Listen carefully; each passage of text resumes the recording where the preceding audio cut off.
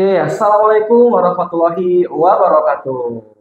Selamat datang sahabat semua, sobat PCI semua di PCI Podcast. Alhamdulillah, puji syukur kita panjatkan kepada Allah Subhanahu wa taala karena kita masih diberikan kesehatan, kesempatan dan juga nikmat iman dan Islam. Tak lupa sholat dan semoga selalu tercurah kepada Nabi kita semua, Nabi Muhammad SAW. Sobat PCI semuanya, hari ini kita kedatangan bintang tamu yang Masya Allah sekali, orangnya Insya Allah soleh sekali. Amin. Amin. Yaitu Bapak Denis ya, sebagai guru PAI. Ya, oke, Pak Denis nih, saya ingin berbincang-bincang sama Pak Denis terkait nanti apa saja sih dari PAI, terus mungkin juga ada pengalaman pribadi yang menarik ya dari pembelajaran PAI, nanti kita akan bahas di podcast ini. Tapi mungkin sebelum kita bahas itu semua, saya ingin Pak Denis sapa dulu penonton semua. Silakan. Siap, Pak. Terima kasih waktunya Pak Al sebagai moderator hari ini. Bismillahirrahmanirrahim. Assalamualaikum warahmatullahi taala wabarakatuh. Assalamualaikum warahmatullahi wabarakatuh. Salam kenal sobat PCI semuanya yang selalu menonton, yang selalu istiqomah melihat setiap podcast yang muncul dari YouTube SMP Prima Cendika Islam ini. Sebelumnya perkenalkan, saya Denis Febriansa, saya guru PAI di SMP Prima Cendika Islam. Oke, Pak Denis ya, kalau keseharian dipanggil sama siswa Pak Denis ya? Iya Pak Denis. Jadi buat teman-teman yang menonton, Bapak Ibu semua, beliau dipanggil Pak Denis ya di sekolah ini. Oke Pak Denis, mungkin sebelum kita masuk ke PAI nih, saya pengen tanya ke Pak Denis. Kira-kira ini agak personal Pak ya, tapi tidak apa-apa ya.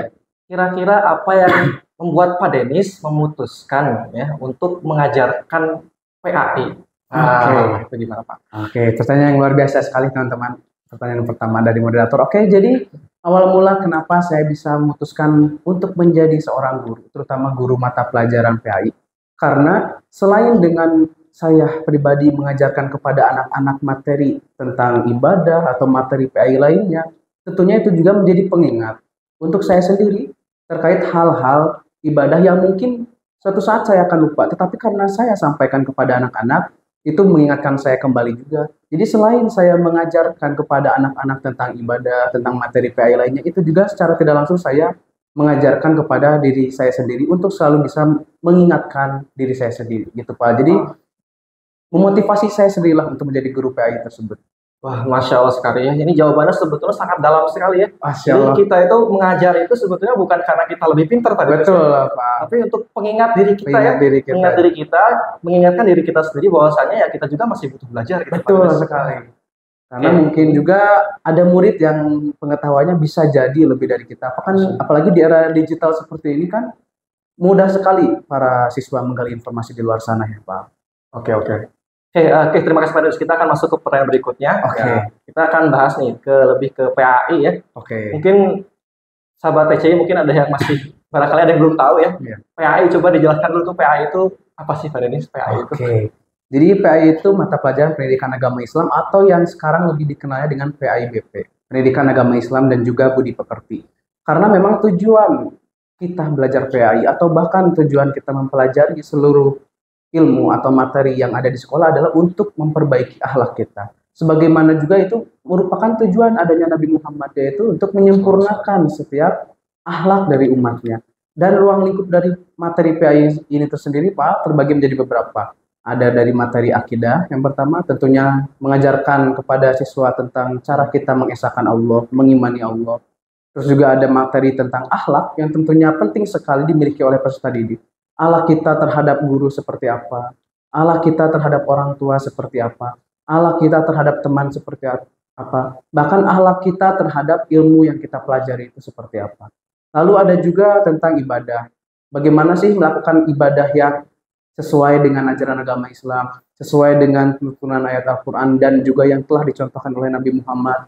Ada juga tentang tarikh atau sejarah, untuk sebagai memotivasi siswa, sebagai pengingat kita juga akan perjuangan-perjuangan yang telah dilakukan oleh nabi-nabi zaman dulu, Nabi Muhammad SAW, ataupun juga para sahabat, ataupun juga para orang-orang soleh terdahulu yang bisa dijadikan sebagai bahan motivasi, bahan pelajaran, bahan pengingat kita dalam kehidupan sehari-hari gitu Pak. Wah, Masya Allah. Lengkap sekali ya. Jadi belajar agama tuh bukan cuma ngaji gitu, belajar Iya, sholat, akhlak semua itu ada semua ya. iya, jadi Waduh, masih Masya Allah. banyak yang harus kita pelajari. Wah, luar biasa.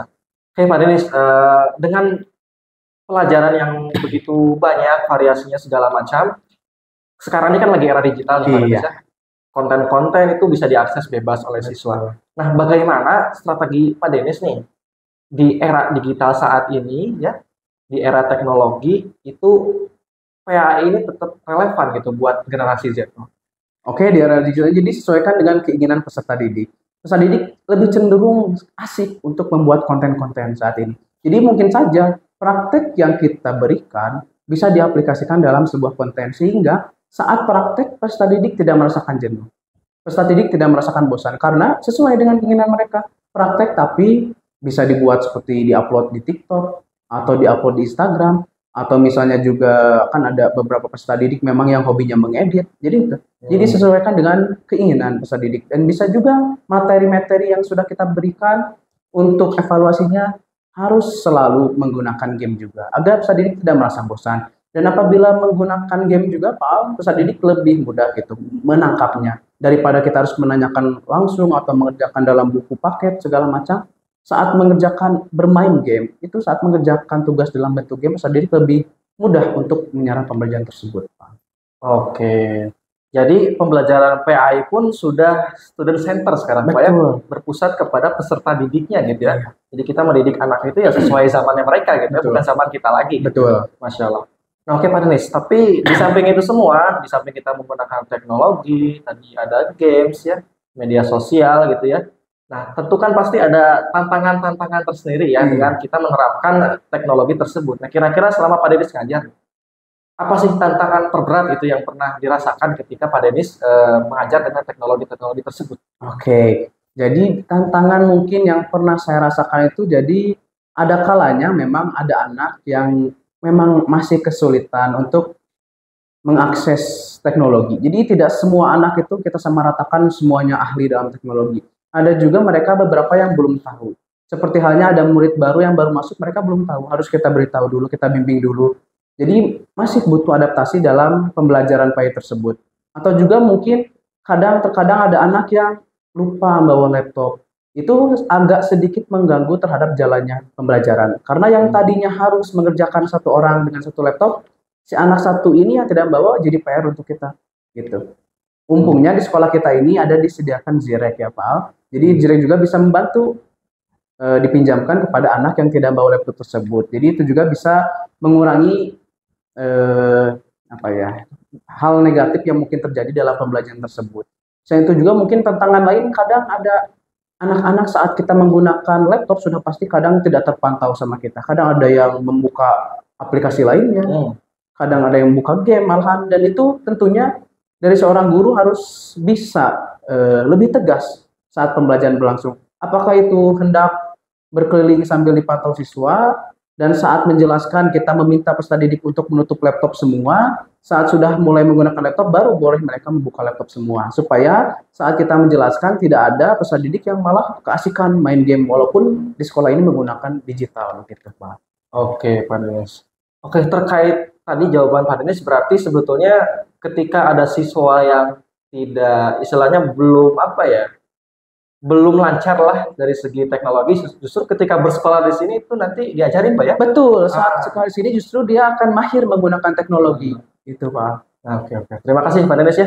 Oke, sekarang mungkin saya akan tanya lagi yang sifatnya pribadi. Boleh Pak. Nah, ada nggak sih Pak selama Pak Denis mengajar gitu di kelas, mengajar PAI gitu ya, pengalaman yang unik gitu bersama siswa ketika sedang mengajar? Nah, mungkin bisa jadi bahan pembelajaran buat teman-teman semua di sini yang menonton. Oke, mungkin bisa dibilang unik, mungkin bisa dibilang bangga juga, bisa dibilang membuat hati saya senang. Jadi saat pembelajaran PAI, karena kita sudah memakai digital, kita sudah juga menerapkan seperti presentasi ya Pak, seperti di perkuliahan. Yeah. Saat presentasi, saat anak yang presentasi aktif, saat yang kelompok lainnya juga aktif, sampai ada yang wah mau menanya banyak. sampai ada yang pertanyaannya ke sana ke sini, justru itu hal yang sangat unik sekali Pak. Jadi emang pembelajaran sangat hidup, lalu juga rasa ingin tahu si anak juga semakin banyak, dan juga pembelajaran tidak monoton. Justru itu unik. Justru itu membuat saya juga sebagai guru PAI senang gitu, karena ternyata pembelajaran bisa menarik anak-anak, bisa mengikuti pembelajaran dengan tidak bosan, tapi masih dengan spirit semangat yang luar biasa. Gitu. Oke, eh, terkait pembelajaran PA ini Pak Denis, dalam kehidupan sehari-hari, selain Pak Denis mengajar di kelas gitu ya, itu bagaimana cara Pak Denis menerapkan kepada siswa di kehidupan sehari-hari? Nah ini juga mungkin jadi PR untuk kita sebagai pendidik ya Pak. Jadi seorang pendidik itu harus mengetahui sifat-sifat peserta didiknya, karena tidak bisa disamaratakan sifat peserta didik itu. Ada anak yang harus dimarahin dulu baru dia ngerti. Ada anak yang harus secara lemah lembut baru dia mengerti. Ada anak yang harus didiamkan baru dia mengerti. Nah itu PR kita. Pendekatan kita pada si murid, pada peserta didik itu harus kita tahu dulu. Seperti apa sih sikap mereka? Seperti apa sih cara kita membimbing mereka? Bagaimana sih cara kita pendekatan kepada mereka? Dan tentunya kita sebagai guru, terutama saya guru PA, harus memberikan contoh teladan yang baik untuk mereka. Saya mengajarkan tentang contoh sholat sunat, tentu saya harus melaksanakan sholat sunat terlebih dahulu. Gitu. Jadi jangan sampai saya mengajarkan, tapi saya juga yang tidak melakukan. Kalau saya tidak melakukan, tentu peserta didik lainnya, anak-anak ya mungkin dalam pikiran mereka, si bapaknya juga tidak mengerjakan, pemain saya ngerjain. Jadi gitu. Tentunya harus menjadi teladan apa yang kita ajarkan, tentunya harus kita bisa terapkan, bisa kita amalkan sebagai bahan contoh peserta didik agar peserta didik bisa meneladaninya, juga bisa termotivasi dari apa yang kita lakukan. Oke, jadi intinya harus memberikan teladan, Pak. Teladan yang baik kepada siswa selain kita mengajar dan memberikan mereka pengetahuan gitu, Pak ya. Iya. Oke, mungkin terakhir nih Pak, pertanyaan terakhir. Apa harapan Pak Denis selama Pak Denis mengajar di PA ini, harapan untuk mereka nih, peserta didik, khususnya yang sedang berada di generasi Z ini? Oke, harapan dari lubuk hati saya yang paling dalam sih ini Pak. Jadi harapan saya ini, apalagi di era digital seperti ini, anak-anak mudah mengakses segala informasi. Tentunya pasti ada informasi yang baik, ada informasi juga yang tentunya buruk. Gitu. Harapan dari saya tentunya setiap guru harus bisa memberikan edukasi, maupun itu juga orang tua memberikan pengawasan yang lebih terhadap peserta didik, agar peserta didik itu tetap bijaksana dalam menggunakan media sosial. Jadi di zaman sekarang apa yang mereka lihat itu pasti mereka lakukan. Apa yang lagi viral pasti mereka tirukan. Jadi itu. Jadi hal-hal yang mereka lihat mereka tirukan dan kelamaan menjadi akhlak mereka gitu. Padahal kan tujuan dari pembelajaran PAI itu sendiri untuk membentuk akhlak yang lebih baik. Jadi tentunya harapan saya dari adanya era digital ini, peserta didik justru lebih banyak mendapatkan informasi, materi, contoh yang baik. Sehingga akhlak mereka juga menjadi ke arah yang lebih baik gitu. Jadi selain dibantu dalam proses pembelajaran di dalam kelas, di dalam luar kelas pun dari era digital ini informasi-informasi yang mereka dapat informasi yang baik. Jadi pembelajaran dalam kelas didukung dengan pembelajaran juga secara tidak langsung yang dilihat oleh mereka di media sosial di luar kelas. Harapan saya bisa membentuk akhlak mereka menjadi akhlak yang sangat baik seperti yang apa yang diharapkan oleh Rasul kita semua, yaitu Nabi Muhammad SAW. Oke. Tapi gimana tuh Pak caranya agar pembelajaran yang di luar itu, yang dikonsumsi itu yang baik-baik itu gimana Pak? Nah, itu juga yang menjadi tantangan kita ya Pak, karena kita tidak bisa 24 jam mengawasi para anak-anak. Tentunya kalau kita sebagai guru harus bisa memberikan motivasi di dalam kelas, harus bisa memberikan himbauan, memberikan edukasi, memberikan pemahaman apa sih bahaya bila seseorang anak itu sampai mengakses hal-hal yang seharusnya tidak mereka akses gitu. Kita juga harus memberikan pengalaman mungkin dari diri pribadi kita sebagai contoh. Kalau misalnya ini tuh nggak boleh, itu dampaknya akan berdampak terhadap kalian di masa depan. Mungkin cita-cita kalian, mungkin juga atau keinginan kalian jadi tidak tercapai. Dan di luar itu tentunya seorang guru harus bisa bekerja sama dengan orang tua. Orang tua juga harus selalu senantiasa mengawasi anaknya saat di rumah. Apakah anak-anak ini selalu mengakses sesuatu yang positif atau tidak, itu kan bisa diawasi. Apalagi kan sekarang HP itu bisa di alarm gitu ya ibaratnya. Jadi bisa dimatikan dari jauh gitu. bisa diwaktu. Iya, Jadi iya. bisa diwaktu oleh orang tua apakah penggunaannya dalam sehari itu mau berapa jam. Itu juga bisa diatur untuk bisa lebih mengurangi, meminimalisir hal-hal yang tidak ingin terjadi pada si anak gitu, Pak. Oke, oke, terima kasih Pak Denis. Jadi mungkin sebagai penutup ya, mungkin singkat saja, mungkin satu dua kalimat lah hal yang penting Pak Denis sampaikan kepada anak-anak generasi Z. Apa saja dari pembicaraan kita yang panjang tadi? Oke. Nah, biar mereka lebih nangkep nih. Gimana Pak? Apa saja? Mungkin satu patah, dua kalimat, tiga kalimat. Oh, boleh Pak. Saya Pak. 10 juga sih. Gimana Jadi Pak? dari saya, dari Bapak pribadi, pesan untuk anak-anak Bapak di PCI ataupun ada yang menonton dari luar PCI, pesan pribadi dari Bapak, tujuan kita mempelajari PAI, terutama karena kita sedang bahas PAI, adalah untuk bisa lebih memperbaiki akhlak kita, memperbaiki hubungan kita baik itu dengan Allah, dengan manusia ataupun dengan makhluk lainnya. Jadi tujuan dari semua materi yang kita pelajari adalah satu, untuk memperbaiki akhlak kita, supaya akhlak kita semakin menjadi baik. Jadi apabila kalian suatu saat sedang kebingungan dalam pembelajaran, jangan putus asa. Dari kalian memperhatikan pembelajaran saja sudah tercermin kalian mempunyai akhlak yang baik. Nilai kejujuran tidak akan bisa dibeli oleh apapun. Nilai ketakdiman, kehormatan, atau nilai akhlak tidak akan bisa digantikan oleh apapun. Jadi saat kalian menghadapi kesulitan, ingat, tetap perhatikan, tetap berikan perlihatkan kalau kalian itu mempunyai akhlak yang baik. Itu tujuan dari mata pelajaran PAI, sehingga kalau kalian mengalami kesulitan tetap semangat, karena gagal di hari ini merupakan isyarat supaya kita bisa mencoba lebih baik lagi di hari esok. Oh, Masya Allah sekali. Oke, terima kasih sekali Pak Denis. Benar-benar penutup yang sangat luar biasa ya. Saya juga belajar banyak nih dari Pak Denis tentang makna yang sangat dalam dari mempelajari PAI. Ternyata tidak sesimpel ya kita belajar ibadah-ibadah sholat, ya, kita mengenal Allah, sejarah, tapi inti dari semuanya adalah kita menyempurnakan akhlak kita. Betul sekali. Masya Allah. Nah, makanya anak-anak harus berakhlak ya. Oke, harus berakhlak. Harus berakhlak anak-anak ya. Oke, paling segitu dulu. Terima kasih buat para pemirsa yang sudah menyaksikan PCI Podcast.